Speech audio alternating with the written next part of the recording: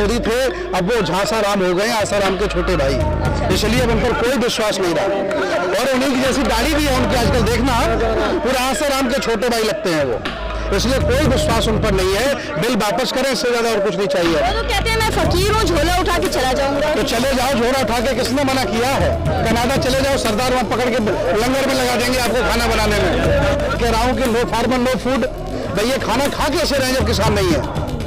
लेकिन फिर भी बेशरम लोग हैं, हमारा खाना खा ले रहे हैं। मैं तो कह रहा हूँ कि जो खाना नहीं खा रहे हैं, वो गोबर खाने वाले लोग घरों में बैठे हैं, शर्म नहीं आ रही है किसानों के साथ, और जो खाना खाते अनाज खाते किसानों के साथ खड़े। 7वें दौर की वार्ता के बावजूद किसान असंतुष्ट हैं, किसान परेशान है कि सरकार आखिर उनके एजेंडे पर बात क्यों नहीं कर रही है। लगातार जब ये कहा जा रहा है किसानों द्वारा कि हम सिर्फ अपने एजेंडे के बारे में बात करना चाहते हैं, उन 3 काले कानूनों के बारे में बात करना चाहते हैं, तो भी सरकार जो है वो मेन मुद्दे से भटक करके 2 कानूनों के बारे में तो बात करती है, लेकिन बाकी के जो 3 कानून हैं उनके बारे में सरकार कुछ नहीं कहती है। सिर्फ 2 लॉलीपॉप देकर के किसानों को कहती है कि अब आप वापस चले जाइए। हमारे साथ बौद्ध भिक्षु जो है वो मौजूद है।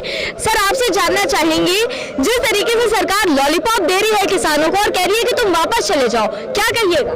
देखिए, सरकार ने जो हमें पराली और बिजली के बिल की बात की है, ये तो हमारी मांगी नहीं है। हमारी तो वो 3 बिल हैं जो जिसकी हम बराबर मांग कर रहे हैं। एक तो वो है जो हमारी मंडियों के सामने मंडी बनाने का प्लान है इनका, इन्होंने जो लिमिट हमारी खत्म कर दी स्टॉक की, वो बात है। और तीसरा कॉन्ट्रैक्ट फार्मिंग है। हमें ये तीनों बिल रद्द चाहिए, इसके पहले हमें कोई और कुछ नहीं चाहिए। और हम लोग पढ़े लिखे लोग हैं, समझदार लोग हैं, पागल मूर्ख 1-2 बार बनाया जा सकता है, बार बार किसी को पागल नहीं बनाया जा सकता है। हम सब समझ गए हैं नरेंद्र मोदी और उनकी पूरी सरकार को, ये झूठों की सरकार है, ये जुमलेबाजों की सरकार है। इन्होंने जो भी हमसे वायदा किया कुछ भी पूरा नहीं किया। एक भी विश्वविद्यालय में प्रोफेसर नहीं है, एक भी अस्पताल में पूरे डॉक्टर नहीं है, ये 2 करोड़ रोजगार लोगों को नहीं दे पाए। ये सिर्फ झूठ बोलने का बाजार है इनका। ईस्ट इंडिया कंपनी आई थी देश को लूटने के लिए, अब नरेंद्र मोदी के नेतृत्व में अडानी अंबानी कंपनी आ रही है किसानों को लूटने को।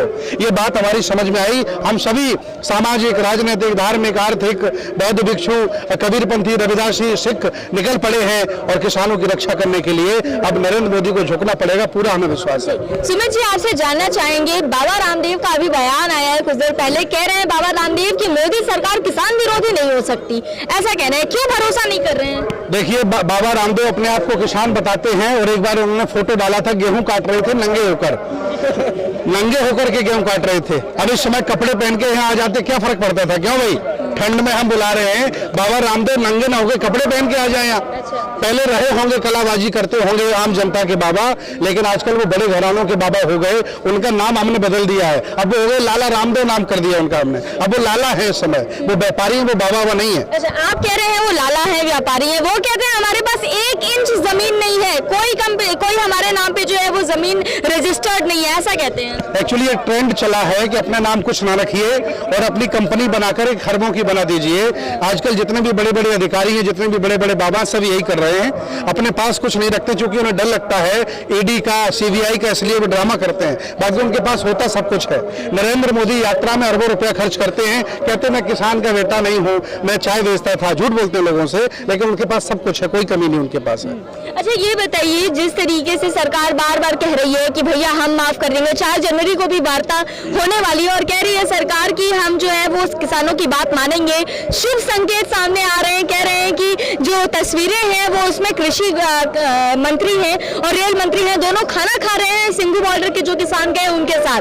कहा जा रहा है कि अब सरकार नरम पड़ रही है, सर किसान क्यों नहीं भरोसा कर पा रहे हैं? देखिए, सरकार डरी हुई है, अडानी अंबानी दवा खा के सो रहे हैं, आजकल नींद नहीं होने आ रही है, और प्रधानमंत्री भी दवा खा के सो रहे हैं, उनको भी नींद नहीं आ रही है, क्योंकि उन्हें मालूम है, ये पता चल रहा है, उनकी मीडिया है, उनके लोग बता रहे हैं, उनका जो इंटेलिजेंस है वो बता रहा है कि पूरे देश के लोग अब किसानों के साथ लग गए हैं। ये हरियाणा पंजाब का आंदोलन नहीं रहा, ये पूरे देश का आंदोलन हो गया है, और इस आंदोलन में सभी जातियां, सभी धर्म और सभी तरह के लोग कूद पड़े हैं। अब सरकार को झुकना पड़ेगा, मुझे पूरा विश्वास है। क्या लगता है 4 जनवरी की वार्ता में कुछ हल निकल पाएगा? अगर नहीं निकलेगा तो हम 20 जनवरी का भी इंतजार करेंगे और इसी आसमान के नीचे सरदारों के लंगर में खाना खाएंगे।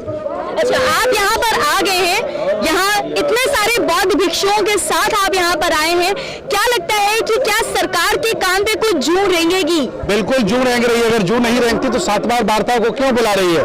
मैं तो विज्ञान भवन बुक नहीं कराता हूँ, सरकार बुक कराती है और कहती है कि मेरा खाना खा लो। अब की बार हमें दया आई तो हमने चलो खाना भी उनके साथ खा लिया। हाँ, वो तो खाना खाने लायक भी नहीं रहे। मैं बराबर कह रहा हूँ कि नो फार्मर नो फूड।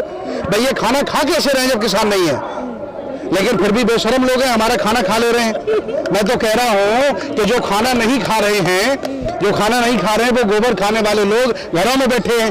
शर्म नहीं आ रही है किसानों के साथ? और जो खाना खाते अनाज खाते किसानों के साथ खड़े हैं। पहले कहते थे कि ये किसान नहीं है, फिर कहते हैं ये खालिस्तानी है, उसके बाद कहते थे कि ये इनको समझ नहीं है कि ये बिल कितना अच्छा है। अब क्या लगता है सरकार जो नरम पड़ रही है, इस तरीके से दिखाई पड़ रहा है कि कह रही है कि भाई हम आपकी बात मानेंगे, 4 तारीख को दोबारा वार्ता करेंगे, लेकिन ये भी कह रही है वहीं कि आप लोग वापस चले जाइए क्योंकि बड़े बुजुर्ग हैं, ठंड का मौसम है, इस तरह की बातें कह रही है सरकार। क्या लगता है इसके पीछे भी कोई मंशा है क्या? देखिए, हम लोग खेतों में काम करते हैं, वहाँ को ये हमारा गर्म एसी नहीं लगा होता है, वहाँ भी हम ठंड में रहते हैं। हम लोग मजबूत लोग हैं, इनकी तरह नहीं है कि इनको कोरोना हो जाता है। हम लोग मजबूत लोग हैं, इसी ठंड में कई सालें गुजार देंगे लेकिन इनको झुका के मानेंगे। ये हमारे अस्तित्व की लड़ाई है, मान सम्मान की लड़ाई है। हम ऐसे मानने वाले लोग नहीं हैं। अगर इन्होंने हमें झुका लिया तो ये जान लीजिए लोकतंत्र को खतरा है। ये संविधान बदल देंगे और देश पर अडानी अंबानी का कब्जा करा देंगे और सारे लोग गुलाम हो जाएंगे, जैसे ईस्ट इंडिया ने कब्जा किया था देश पर। बहुत भरोसा किया मोदी जी जब से प्रधानमंत्री बने हैं तब से अब तक लगभग वो 18 भेष बदल चुके हैं। और वही मोदी 10 लाख का सूट भी पहन चुके हैं और 5000 का मशरूम भी खा चुके हैं। मेरा पिज्जा उन्हें खराब लगता है और खुद 10,000 का मशरूम खा लेते हैं। इतने विद्वान लोग हैं। पहले वो नरेंद्र मोदी थे, अब वो झांसाराम हो गए, आसाराम के छोटे भाई। इसलिए अब उन पर कोई विश्वास नहीं रहा। और उन्हीं की जैसी दाढ़ी भी है उनकी, आजकल देखना पूरा आसाराम के छोटे भाई लगते हैं वो। इसलिए कोई विश्वास उन पर नहीं है। बिल वापस करें, इससे ज्यादा और कुछ नहीं चाहिए। वो तो कहते हैं मैं फकीर हूँ, झोला उठा के चला जाऊंगा। तो चले जाओ, झोला उठा के किसने मना किया है? कनाडा चले जाओ, सरदार वहां पकड़ के लंगर में लगा देंगे आपको खाना बनाने में। तो आलोक वर्मा उठा देते, आलोक वर्मा को अगर उठाते, चाहे जिस आप धर्म के हों और चाहे जिस जाति मजहब के हों, आदमी पैदा होता है, उसकी कोई जाति नहीं होती है। इन जलील मक्कारों ने यहाँ जातियां बनाई हैं। क्या जाति आदमी की? आदमी का मानव धर्म है क्यों भाई? लेकिन लुटेरे लोग, बंटवारा करने वालों ने यहाँ जातियां बना दी और एक दूसरे को ऊंचा नीचा बना दिया। यहाँ हम किसी भी धर्म के हो सकते हैं, किसी की जाति के हो सकते हैं, इसके पहले हम सब किसान हैं। मैं भी किसान हूँ, सारे लोग किसान हैं। जो अनाज खाते हैं वो किसानों के साथ हैं, गोबर खाने वाले अपने घरों में बैठते हैं। धर्म की क्या पहचान? धर्म की क्या पहचान? जो बोले सो निहाल। बहुत बहुत धन्यवाद, थैंक यू।